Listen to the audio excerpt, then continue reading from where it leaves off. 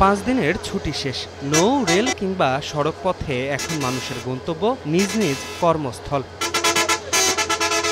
সোমবার সকাল ৮টা, কমলাপুর রেলওয়ে স্টেশন। একে একে স্টেশনে পৌঁছায় ময়মনসিংহ, জামালপুর আর দক্ষিণ পূর্বাঞ্চল থেকে ছেড়ে আসা প্রতিটি ট্রেন। সব ট্রেনেই ছিল যাত্রীদের উপচে পড়া ভিড়। ট্রেনের ভেতর গাদাগাদি করে কর্মস্থলে ফেরেন সাধারণ মানুষ। শিডিউল বিপর্যয় না থাকায় নির্ধারিত সময়েই রাজধানীতে প্রবেশ করে ট্রেনগুলো। রেলওয়ে সংশ্লিষ্টরা বলছেন, সপ্তাহ জুড়েই রাজধানীতে ফিরবেন নগরবাসী। এছাড়া ঈদের সময়ে যারা ঢাকায় ছিলেন তাদের অনেকেই এখন গ্রামের বাড়ির উদ্দেশ্যে ছুটছেন। একটু তো কষ্ট হচ্ছে, তারপরও তো ফিরে আসতে হবে, কিছু করার নাই, কর্মস্থল যেহেতু আছে। এবার ছুটিটা আসলে অনেকদিন ছিল, সেই হিসেবে আসলে ভালোই লাগছে যে বাবা মার সাথে ঈদ করতে পারছি।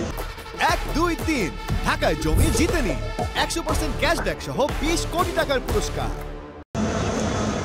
এদিকে সোমবার ভোরের আলো ফোটার সঙ্গে সঙ্গে ধীরে ধীরে লঞ্চ টার্মিনালে বাড়ে রাজধানীমুখী মানুষের ভিড়। চৈত্রের শেষ ভাগে উদযাপিত হয়েছে এবারের ঈদ। নৌপথের যাত্রীদের মাঝে শঙ্কা ছিল ঝড়েরও, তবে সবকিছু পাশ কাটিয়ে নিরাপদে রাজধানীতে ফিরতে পেরে খুশি তারা। ভালোই ছিল, ফ্যামিলি নিয়ে সুন্দরভাবে কাটতে পারছি, কোনো সমস্যা হয় নাই, লঞ্চও ভালো ছিল। অনেকদিন পর গেলাম, 2-3 দিনের পর আবার ফেরত আসতে হলো, একটু খারাপ লাগে বাড়ির জন্য। মনটা তো কাঁদে, কিন্তু আসলে চাকরি করতে আসতে হয়।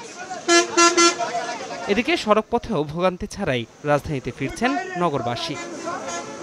ধ্রুব ব্যানার্জি, সময় সংবাদ, ঢাকা।